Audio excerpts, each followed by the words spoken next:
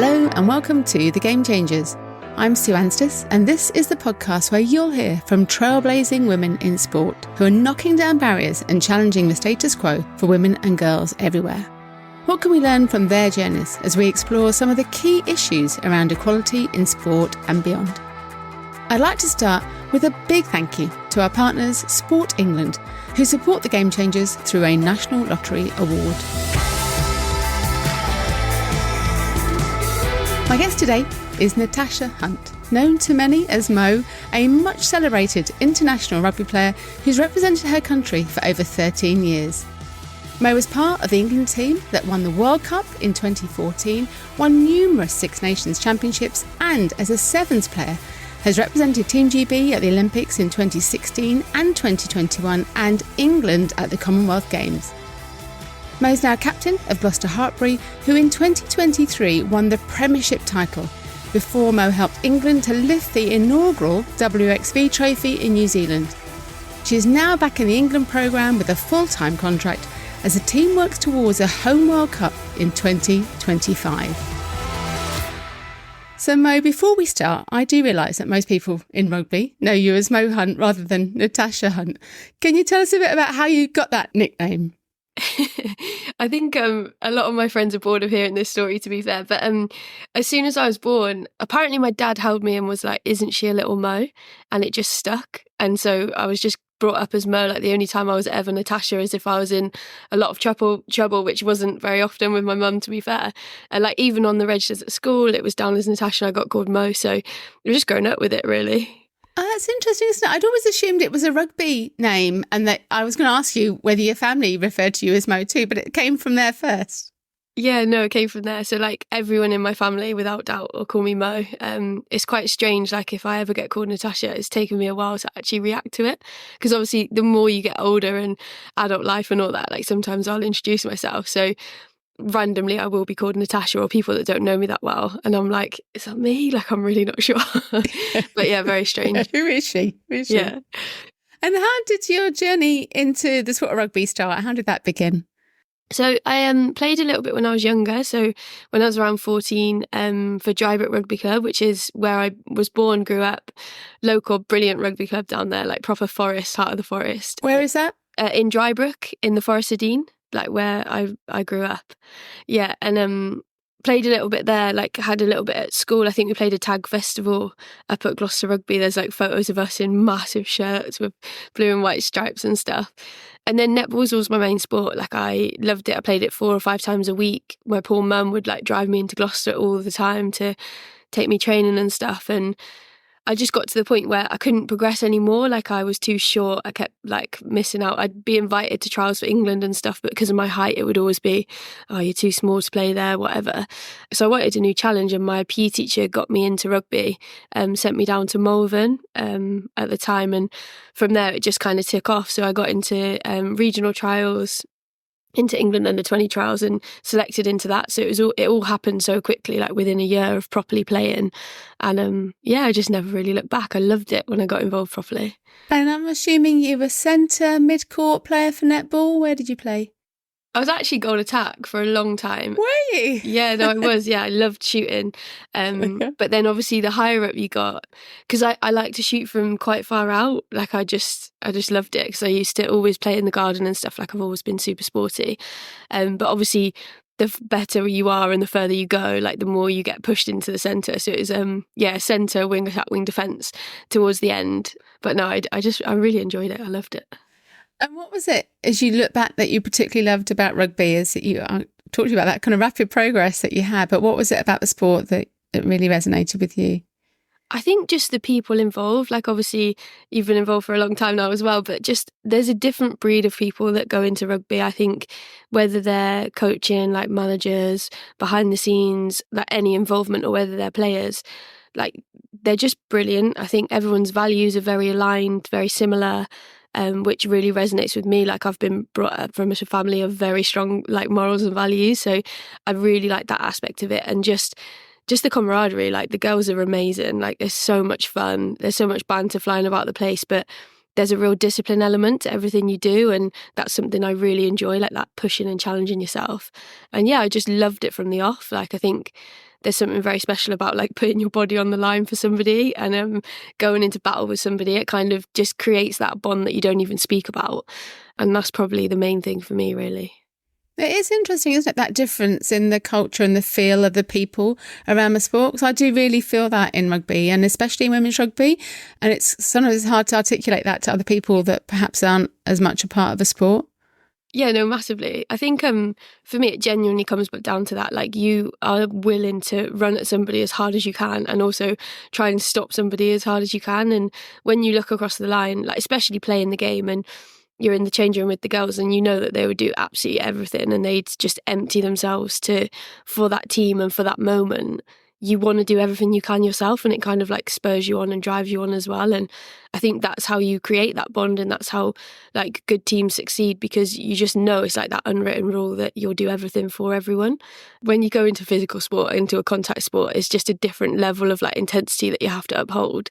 So I think we don't talk about it, but obviously when you actually break it down, it is a crazy sport. So.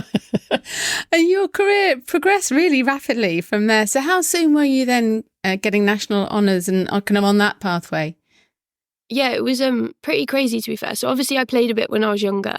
So when I was about 14, I think I played a little bit for Drybrook.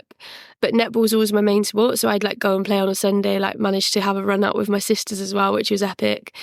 But yeah, I got fully immersed in the sport. And then within a year, I was picked up for the England under-20 trials. So I got pulled into Super Fours, it was back in the day. I don't know if you know about that, but basically like 4 teams in England were made up.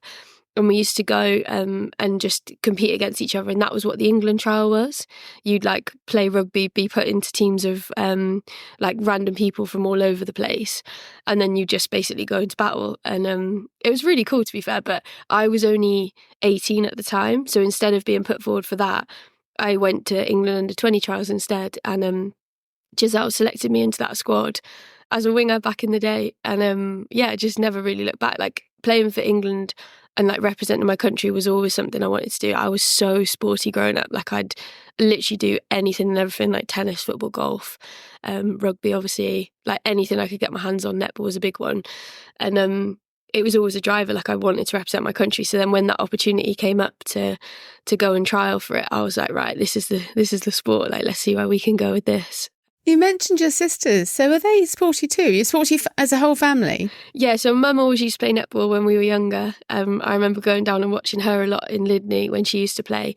Dad used to play rugby. We never got the chance to watch him, to my knowledge. Like, my memory's terrible, but I don't think we ever got the chance to watch him. But sisters grew up quite sporty as well. Like not quite the same drive and level that I have, but I think that's quite ridiculous. That's on one end of the spectrum. But yeah, they were always loving stuff as well. Like they're used to play netball, like they'd always get stuck in at school and stuff and would do after school. Like Jess, my little sister, only stopped playing rugby recently for Drybrook when she had a little boy. So yeah, they've always been quite sporty. Excellent. And you mentioned you're kind of when you started and playing, but then you were in the World Cup in 2014. You played in the World Cup. Got transitioned into scrum half by Gary Street. So came into the setup as a winger, and then he just saw something in me, I think a skill set, maybe like handling, probably because of the netball days, and decided that he wanted to change me into a scrum half, which was obviously his position as well. And just really relished the challenge. Like I was really excited to try something new. Like the fact that somebody's seen something in you that they want to go after, I think's super cool. So I really jumped in, like put everything into it, and managed to get on the plane to France for 2014 in that role and play scrum half. And yeah, it was awesome. Like the group leading into it was amazing. Like we had it was sunny, so it was so nice because it was in England. We were training in vests. I remember being at Surrey Sports Park and just running around with the girls. And it was like, yeah, it was just awesome. Like the whole group was class. Obviously went out there, the bond was amazing, had a really cool setup in the hotel, which kind of made us closer. And then it just kept going. Like we were just awesome that tournament. And I think a lot can be said about like how we were bonded off field and probably why we performed so well on field. But it was class. And did you ever think, wow, how did I get here from where you've been to so quickly be winning a World Cup as well too? Do you know what? It never really hit me. I think the first time it hit me about everything I've done is when I kind of stepped back and had a little break from the sport. I think that was the first time that you actually have time to reflect, because as a person, like, I'm so driven and I'm so focused on what I'm doing and trying to be the best and trying to do the best, like, for myself but everyone around me, that you don't really ever wait. I think quite a lot of athletes that have been at the top of their game for a while is literally like, okay, you've achieved something, what's the next job? So like, we've won a World Cup, but the Olympics was around the corner, so it was like, right, well, I want a shot at the Olympics. And like, you never really like stop to consider what the impact is or what you've actually done. You're always just chasing that next high and what can you do next and what's the next thing I can achieve in my career, that sort of thing.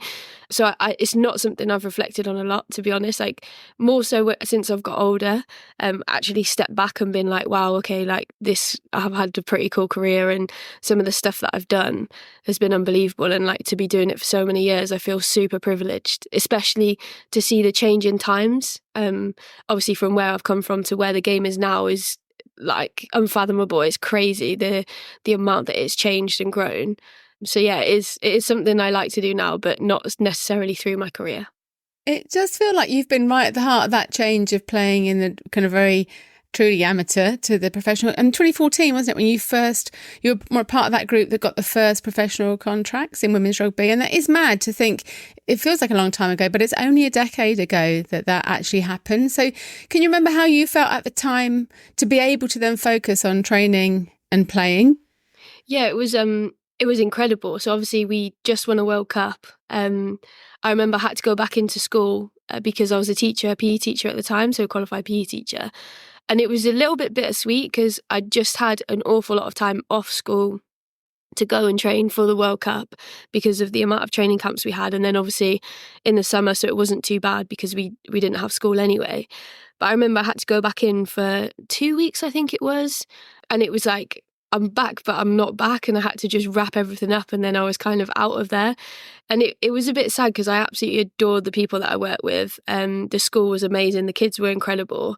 And obviously you build that huge bond there, especially with my PE staff, because back then I was training 3 times a week. I was going to the gym. I was doing all this extra stuff, trying to get myself fit for a World Cup, but while also planning, marking, like doing all of the teacher stuff, after school clubs, everything like that. And it was like a really taxing thing. And I think if you look back now, you're like, how did I ever do that? But obviously you always just get the job done. It's like being a mum, isn't it? Like, you just have to, so you just do it. But yeah, it was crazy. And then to actually go down, train full time, like we were all put in the same house. I think it was a 3-bed house in Twickenham. The RFU owned, and there was 8 or 9 of us in there. And it was like the tiniest kitchen. We all had to like muck in. I was in the front lounge, which was turned into a bedroom. So myself and Kay Wilson, we were roommates the whole way through our careers because we got capped together in 2011. So yeah, we were roommates in there as well. And we'd stay there Monday to Thursday to train for sevens, I'm pretty sure. And then we'd go home and play club on the weekend.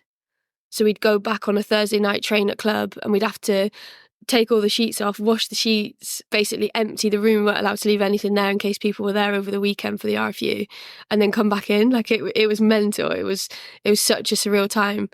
But yeah, it was awesome. It was really, really cool. Was there any doubt in your mind about giving up your career as a teacher to take that option, or did you always know immediately you would take the contract and move across?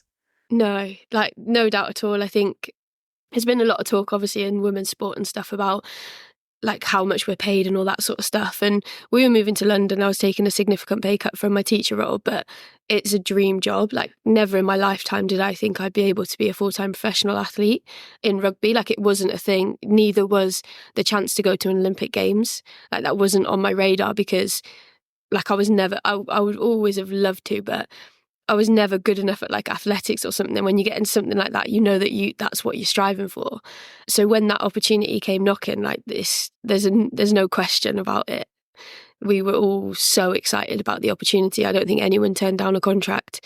And yeah, it was something that we were all throwing ourselves into. As you say, so you then moved across and you were contracted as a sevens player ahead of Rio. Can you explain a little bit about the difference between 15s and sevens for those that might not be as familiar with the formats? Sevens is crazy, basically. Yeah, so full-size pitch and you just have 7 people on the pitch instead of 15. Instead of playing over 80 minutes, obviously, for a 15s match, it's played over 7 minutes a half. And we used to have 10-minute finals as well. So not only were you like battering yourself for 14 minutes a day, which doesn't sound like a lot, but trust me, you're running at like 90+% of your ability to run pretty much for the whole 7 minutes that you're on the field, or all of the time that you're on the field. So it's super high intensity. You're completely found out with your skill set. Like if you can't tackle, then you get absolutely targeted and run at the whole time and step left, right and centre, that sort of thing. Like breakdown is very exposed, and obviously your skill set, your passing, your ability to run and fizz the ball across the line, that sort of thing is really exposed as well. So it's kind of like, it's like 15s but another level of it. And you seem to, from the outside anyway, transition quite easily between 15s to sevens. You played then in a second World Cup final in 2017 at 15, so then went back to sevens for Commonwealth Games, and you won bronze in 2018, and then Tokyo Games too. So is it easy to move between both formats? No, I wouldn't have said so, no. I think positionally it can be different for everyone. Obviously, my skill set is pretty much getting to the breakdown and passing. So in season, a lot, like I'd say 99.9% of my passes will be from the base. There's not many where I'm up and running. So that's a very, very different skill set that you need to have to go into sevens. So yeah, there's so many nuances to it. It is a real tricky one. And I think for me, that was the reason when we got offered in 2019, I believe, the opportunity to do sevens, to stay on that path or to come back to 15s. It was the reason that I chose to come back to 15s, because I felt that I let the team down a little bit in 2017, that I was not quite as sharp as I wanted to be, like not quite where I wanted to be as a player. So yeah, a big reason for coming back to 15s was to give it the best shot I could to go and try and win the World Cup again with the girls, because it was something that kind of hung over me a little bit in terms of not feeling like I was at my best and at the races on that day in the final. But do they help each other? You'd kind of assume playing one and then playing the other, there must be elements that help each other as well too. I think the speed that you have to think in sevens would definitely help my game in 15s, because everything happens so quickly. Like if you're in the breakdown, you need to be anticipating and assessing the defences, that sort of thing.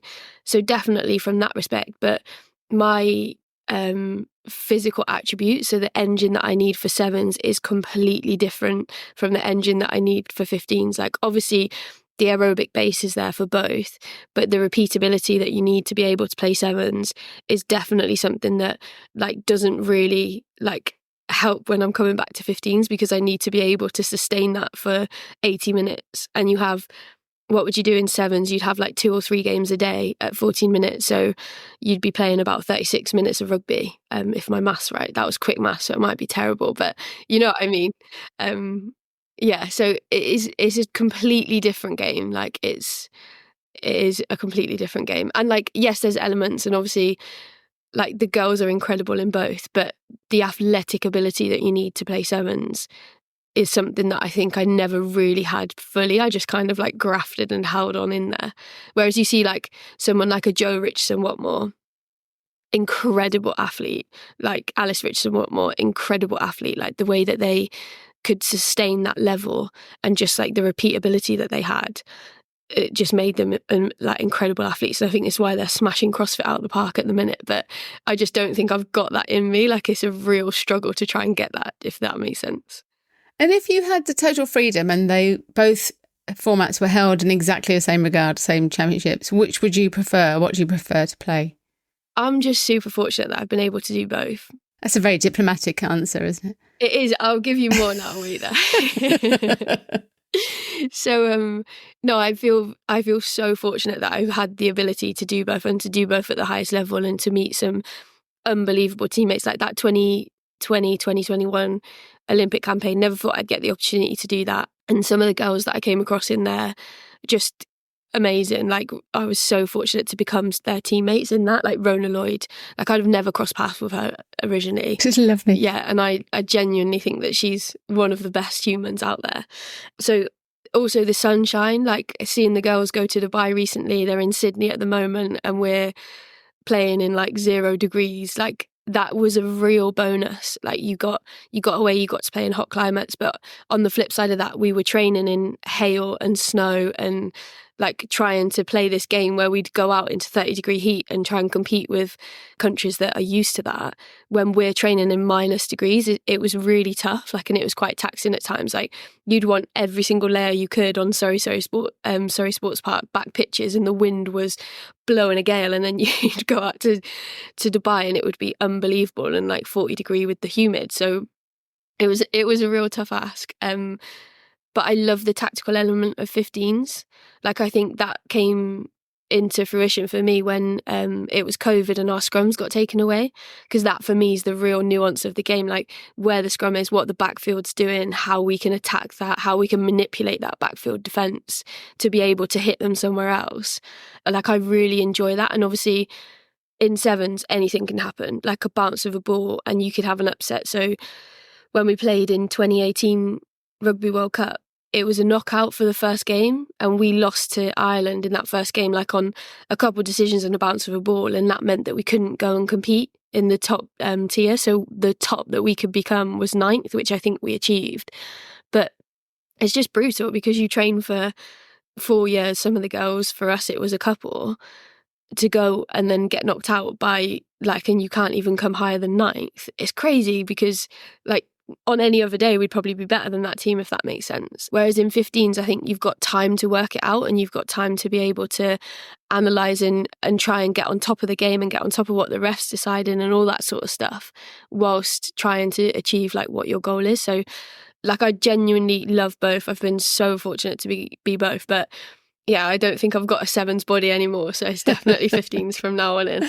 And you joined Gloucester Hartpury in 2019 and also played in Six Nations Championships, and you won the Grand Slam there. I just wonder how different it is in playing for your country versus playing for your team in the Premiership. So how does it feel for you personally if you had to choose between those?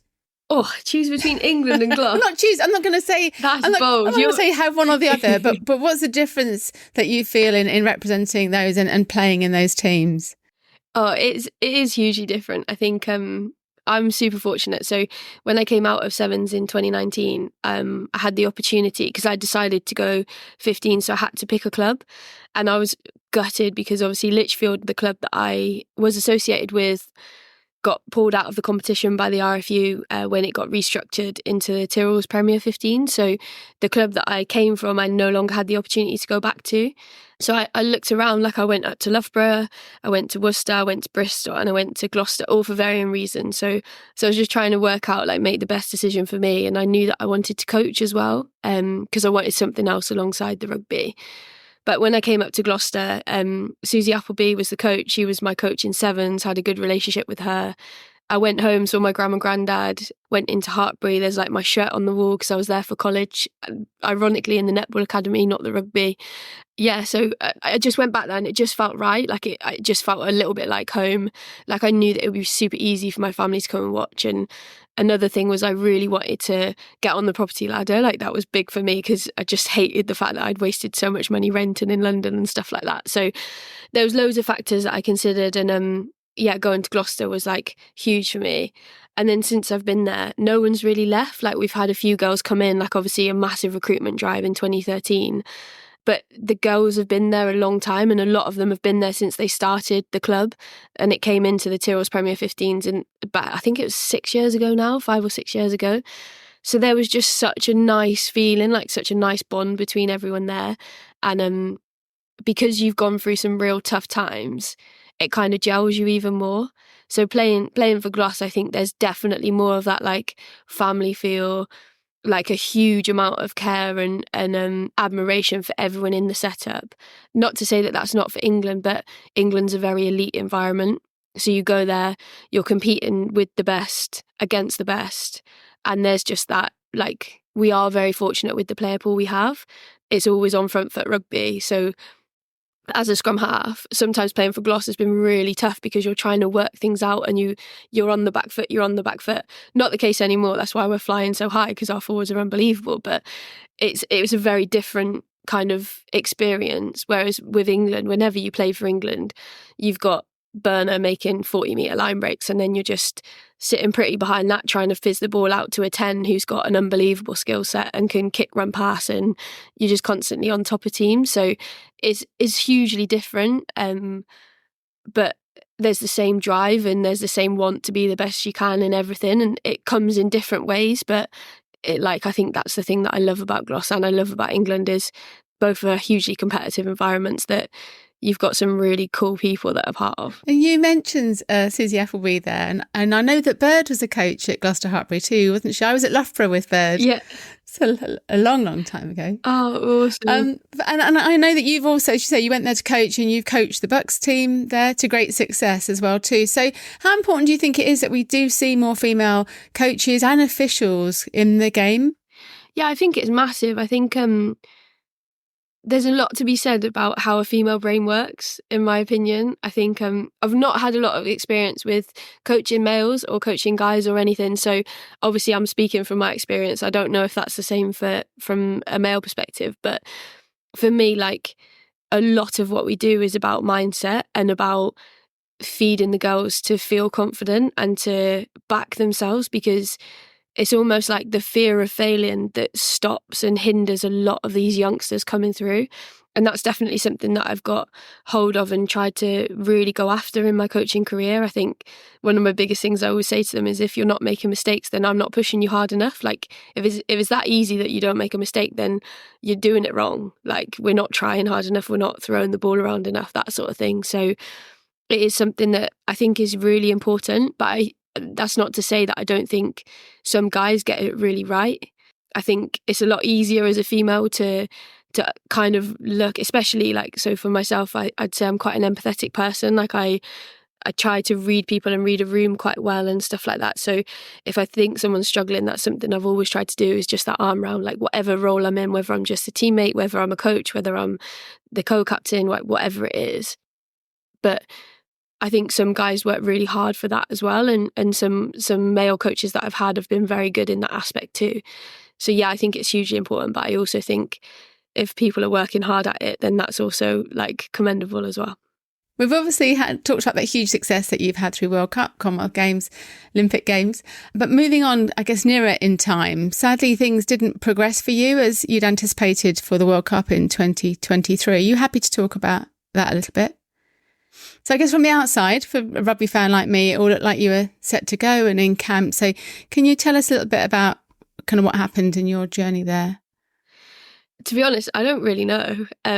Obviously, we were training, like I felt like I was in good form. Obviously got the nod in the first warm-up game and then didn't get another shot. So we had 2 warm-up games. I had 40 minutes against USA, got pulled off. But luckily Pax was on water that day, Miley Packer, and she was like, mate, it was a planned sub, like I've heard them say. So I was like, oh, okay, fine. So haven't messed up too bad. And then we didn't go back into camp. I think we went into camp to prepare the girls for the game against Wales. And then I was dropped for that game, or rotated, however you want to look at it. And so left camp, and then that was the last time I was in there. I just remember my phone ringing, and then we knew that the phone call was coming between 6:30 and 7.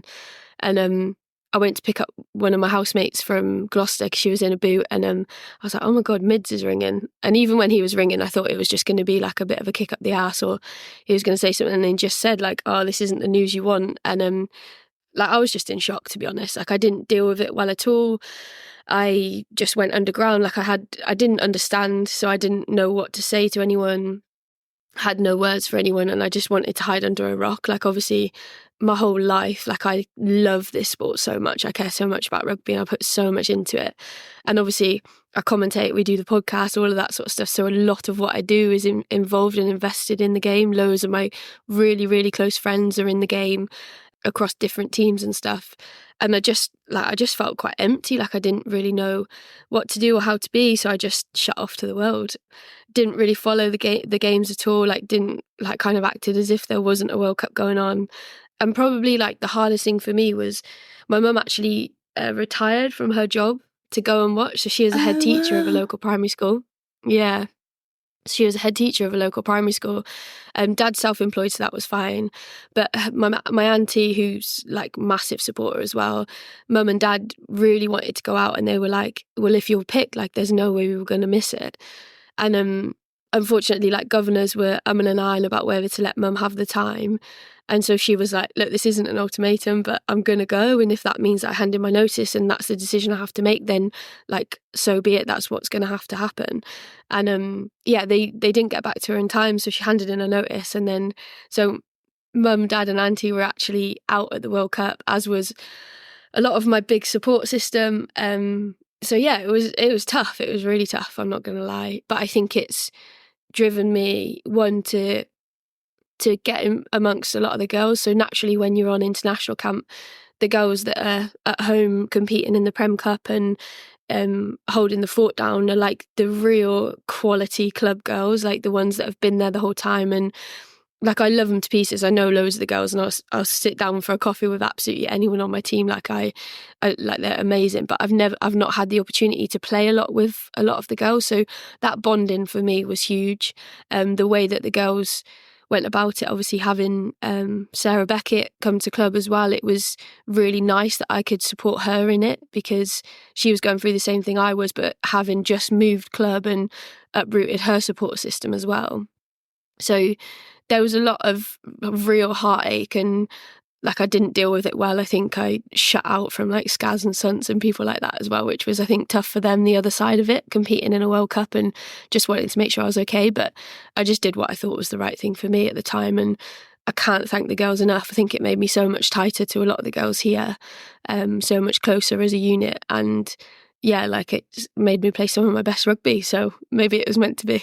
It's interesting, isn't it? Like I was going to say, to give a bit more background to what a shock it was, I think, to that rugby community. And I just consider myself just a fan of the game, but it's one of those few times, and I remember seeing it on the BBC or something, like, oh my God. And I remember texting my husband, like, but it was like, it had become how can this possibly be? And everybody wanted to know how it was. I think that, did you sense that? I guess you then, as you say, you kind of almost hit yourself away, but that shock that reverberated across the fan base, and how people were so sad, so disappointed, so angry, so the people feeling that on your behalf just couldn't understand how it could be. And it came out ahead of the general announcement as well too, didn't it? So I think that was almost added to the shock of it. It wasn't like you were looking down to see names. Yeah, that was the worst for me, and I'm not sure how that happened or why it happened, but I just remember, I'm going to get emotional. Oh no, don't. Sorry, I just remember like, no, it's fine. Honestly, it's fine. I've not cried about it in a long time, so it's probably due. But no, I just remember Sarah Hunter actually came down to see me. So when I got the call from Mids, I text Skaz, I text Sunts, and then I turned my phone, like obviously text my mum, and turned my phone off, because I was like, I just knew that the girls would, because it was such a shock for me, and it still is. Like I still just don't understand it to this day, and like whatever happened, I don't want to have conversations about it. I made that decision when I went back in for the Six Nations. Like there's nothing they can say to me that's going to make me feel better about that decision that was made. So there's no point in opening it up and having a conversation, and whether I get truth or not, like as well, you just don't know. So I don't want to cross that bridge. So I just text them and then turn my phone off, because I just didn't really want to have to deal with any of it. I actually didn't sleep that night because I didn't want to go to sleep and wake up and it be something I had to deal with again. But I was sat for food with Sarah Hunter, and I couldn't really eat. Like I hadn't really eaten because I was just so sad. Like I just kept crying all the time and stuff. And I got a meal, and I was just about to like try and force them down, and the story dropped. Like I had a couple of missed calls from my sister and my mum, and they'll ring me once and I'm a bit rubbish on my phone, and after they've rung me once, like I'll get back to them when I can. But because it was like a few calls, I was like, oh, something's not right. So rang my little sister back and was just like, you all right? And she was just like, are you on your phone? And they're quite blunt. Like, my family don't really beat around the bush, which I love them for. And I was like, no, why? And she was just like, mate, like, it's out. And I was like, what do you mean it's out? And obviously, like, the story had been leaked, but I was kind of prepared for Tuesday. Like, I knew that a lot of that stuff would have been said about me because of how shocked I was, how shocked I knew the girls would be. I wasn't prepared at all for it to come like that on the Saturday. Like, I was kind of like burying my head in my sand, try and be as normal as possible. And that really hit hard, because I don't think in women's rugby we've ever had something that's gone like kind of that viral. And obviously, like, everything was so nice and everything was so lovely that was said about me. But I think because I didn't understand and I had no answer to it, and I didn't really know how to work through it or what to do about it, because I couldn't change the outcome.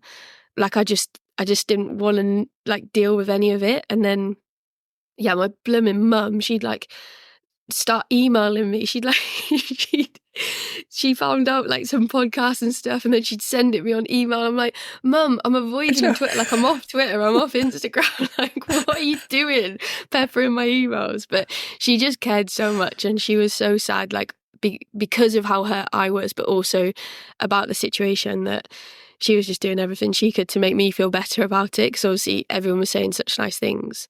But yeah, that when that broke, that was really, really tough. Did you think about stopping altogether ever?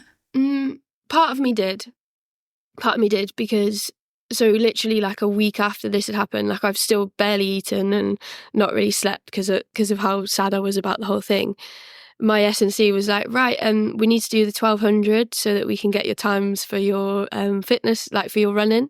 And I was thinking, I do all this and like the end game, obviously club's so important to me, but I've always been so driven by playing for my country, and by not being selected for like the biggest accolade that you can do and not being able to go and like help the girls try and win that title, I was like, what am I doing? Like, I don't know if I've still got the mentality to push myself this hard, if the outcome that, and like the reason that I'm doing it and the real drive for playing for my country, representing my country, and ultimately like winning a World Cup isn't going to be achievable because they don't want me as part of that team. So yeah, there were times where I stood on that line, like on the try line, like, have I got this in me? But I think just knowing that like the girls wanted me there, I think that was huge.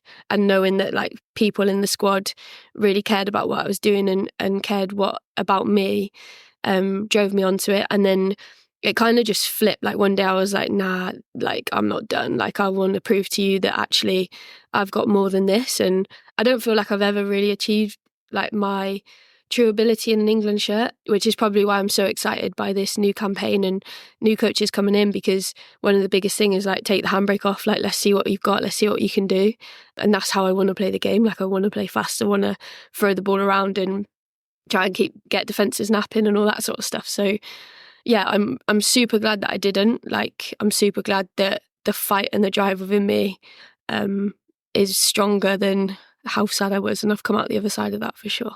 And it does feel that. I just feel like, I say I'm watching, but it's almost been this masterclass in resilience and proving people wrong, that you came back to play and at Gloucester Hartpury, you had an amazing season. I can remember watching it, and like, I'm sure like many others, like, God, it's just played an amazing season. And then to go on and win the Premiership last year as well too, the first team outside of London to do that too. So what do you remember from that amazing day? And I love that they named Kingsholm Queensholm for the day, didn't they, as well too, to kind of celebrate the occasion. But what are your memories of that special day?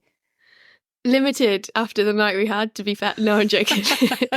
It was just incredible. Like, it was the cherry on top of the cake, from probably my biggest low in my sporting career to one of the biggest highs. Like, obviously World Cup was incredible, but that group was thrown together for like a couple of years, and then we went and we achieved that. Obviously some of those girls were there the whole time, like they'd been there for 3 World Cups. Some girls had just come in that year, and it's a very different atmosphere. Whereas for us at Gloss, like, we'd been the Nurley team for a long time. Like, we'd been on the end of some really tough results for quite a while. Like, obviously with that leadership role as well, you take quite a lot of responsibility. Like, big shout out to Zoe Allcroft, like co-captain. She's unbelievable. I've learned so much from her, and I think like I just really enjoy working with her. I think we make a good team.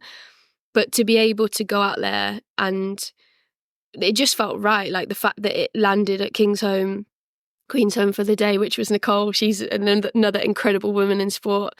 Yeah, it was just awesome. Like, obviously, to have so many of my family and friends there. The sun was shining. It was a beautiful day. Like, we had about 10,000 there, I think it was. A lot of that home support cheering on. Like, the Chiefs fans were loud as well, so the atmosphere was incredible. And just like the whole night was just amazing. We had like a good few days after as well, which was just incredible. And because we did it with that group that means so much to me, it was just unbelievable and will stay as one of my like lifetime best memories for sure. That's so lovely to hear. And obviously after that success of the Premiership, you've then played in the inaugural WXV tournament in New Zealand, and then last autumn it's announced that you've now back into the kind of full-time contract set up with England. So how does that feel? Is it a different environment? As you mentioned, there's new coaches coming in. Does it feel like it's a different place as you're stepping back into that now? Yeah, for sure. Like, I think for me it feels safe. Like, obviously you've got like one of my best mates is Sarah Hunter. She has been for a long time. So obviously different that she's now in that coaching role. But I think she's been brilliant for the transition. Like, she's so close to the girls and to playing that she knows what we want and how we want it. And has been class, in my opinion, in that. You've got Lou, who's come in, who gets the like human element. So we had some really nice conversations when she first came in, just about how tough it had been. But also Charlie Hayter, like some real honest conversations with me about why I wasn't initially offered a contract at the start, which was hard to hear, but also you just appreciate that honesty, because that's all I've ever wanted is like the honest conversation, or like tell me why or what I need to do to be starting for you or to be playing more minutes, or what do you need from me. So to have those real honest conversations at the start means a lot. Like, I would do absolutely anything for anyone. Like, it's my dream to play, do you know what I mean? But I need to know what I'm doing and why I'm doing it. And that's never changed. And then obviously Deeks has been awesome. Like, I've got so much time for him. He's one we don't really speak about a lot, but the girls absolutely love him. He really cares. His mannerisms and everything about him is awesome. Like, everyone really resonates with him.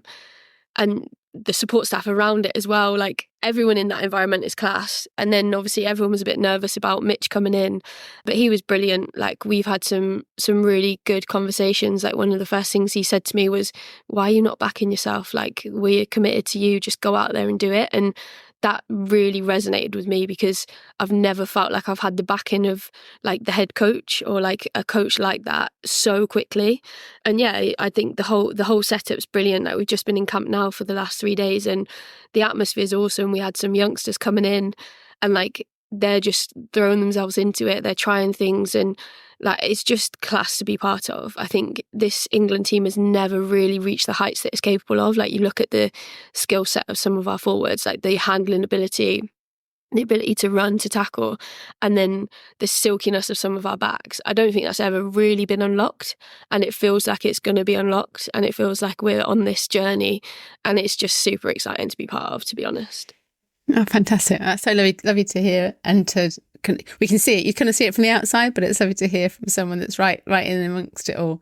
As you mentioned earlier, you've obviously been a commentator and pundit for various games in the last few years, and you're co-host of the hugely successful podcast, The Good, the Scads and the Rugby, which is absolutely one of my favourites. So I can kind of say that without, very, very happy to promote that on this podcast, because it's an amazing listen. And what's that activity been like? Do you really enjoy that, being that side of the media and involved with the media? Oh, I love it. Like, I've always really, really enjoyed rugby.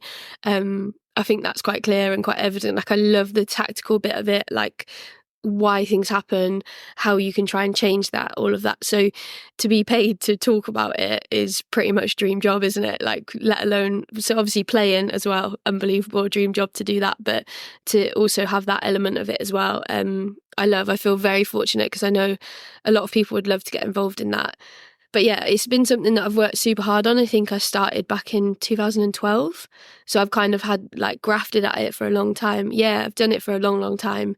It's just a privilege to be bringing people's stories. Like, I know you think the same, but when you hear people speak and how like inspiring and insightful people are in what they do, to be able to sit there, listen, and to bring people those kind of stories and that kind of like insight into everything, it is incredible. And would you like to do more in the future? You mentioned coaching, the media side. We'd like to play forever, but obviously you can't play forever. But what are you thinking beyond your career? Yeah, I think obviously I've got my coaching to fall back on. So looking at hopefully doing my level 4 sometime soon, just to be able to give me that next level in case that's any doors that ever open there. But I just really enjoy it. Like, I love the coaching side. I really enjoy the mentoring. The commentary is something that I love. I'll definitely stay in the sport. I don't think going back to PE teaching's for me now. I think I definitely want to stay within rugby, however that looks. But yeah, I'll definitely be around the game for a long, long time, I imagine. Excellent. Obviously, in terms of media coverage and public recognition, we've seen a big shift in women's rugby across your own career, even the last 15 years or so. So what do you hope we might see in terms of the development of the women's game in the next 15 years? What do you kind of hope for there? I just hope that we don't have to talk about it, like that we don't have to make a point of being like, oh, this tournament or springboard, and we don't let's make sure we get on the back of it. Like, I hope that it becomes a level that is sustainable across. Obviously, getting 58,000 at Twickenham was incredible. Like, if we've got another game there, standalone, like, I'd love that to start being the norm. Like, we play some really exciting, unbelievable rugby, and also our fan base is class. Like, we have a very different fan base, I think, to the men, and I love that. Like, let's celebrate that. The fact that it's young girls, boys, families that come, and it's accessible. That's huge for me. I think that's class. So yeah, I just hope that it's more and more accessible. There's more and more games shown. I love the fact that it's on TNT and it's the same as the across the guys, and like Sarah being on it and stuff like that is class. But we also don't get to watch all of the games now. So let's get more and more games on. Let's make sure that people can actually see the product that we're putting on the field, because we work so hard to be able to produce it, and I think the level's only getting better and better. So yeah, it's a super exciting time to be part of it, but let's make sure that we don't have to keep saying, oh, let's keep getting on the back of this. Like, let's have the back of this being normal and just keep pushing for more. Excellent. And it's April 20th, isn't it, the game at Twickenham this year? So I put a little link for tickets in the show notes as well too, should people want to come and watch. Awesome. England Ireland at Twickenham. And just finally, obviously we've talked a lot about rugby, but what are your interests outside of the game? Do you have interests outside of the game? So what do you do to switch off from the game? Candlelit bath and a glass of red. No. That is my go-to. I really enjoy spending time with my family. So I've got a young niece and 2 young nephews, and obviously live quite close to my nephews. My niece is a bit further away but comes back quite a lot. So I love going to see them, like seeing grandma and granddad, like parents, that sort of thing. Yeah, coffee, cake, all of that, all of the classic things that happen when you're an athlete. I think I really enjoy that, and just spending time with the girls, like going and hanging out on a normal level, socialising with everyone, that sort of thing is what I really enjoy. Like, I do like baking, but I never actually get time to do that. But yeah, that sort of thing. Just switch off, relax, and not talk rugby is a big one for me.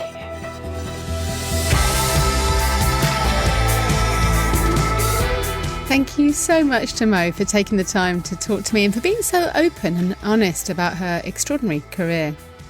If you enjoyed the podcast, there are over 170 episodes featuring conversations with women's sport trailblazers that are all free to listen to on podcast platforms or on our website at fearlesswomen.co.uk.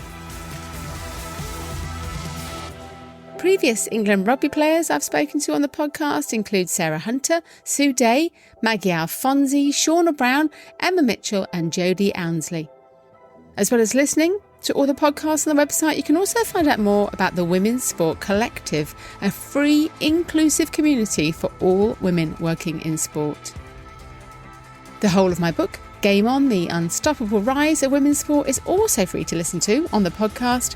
Every episode of Series 13 is me reading a chapter of the book.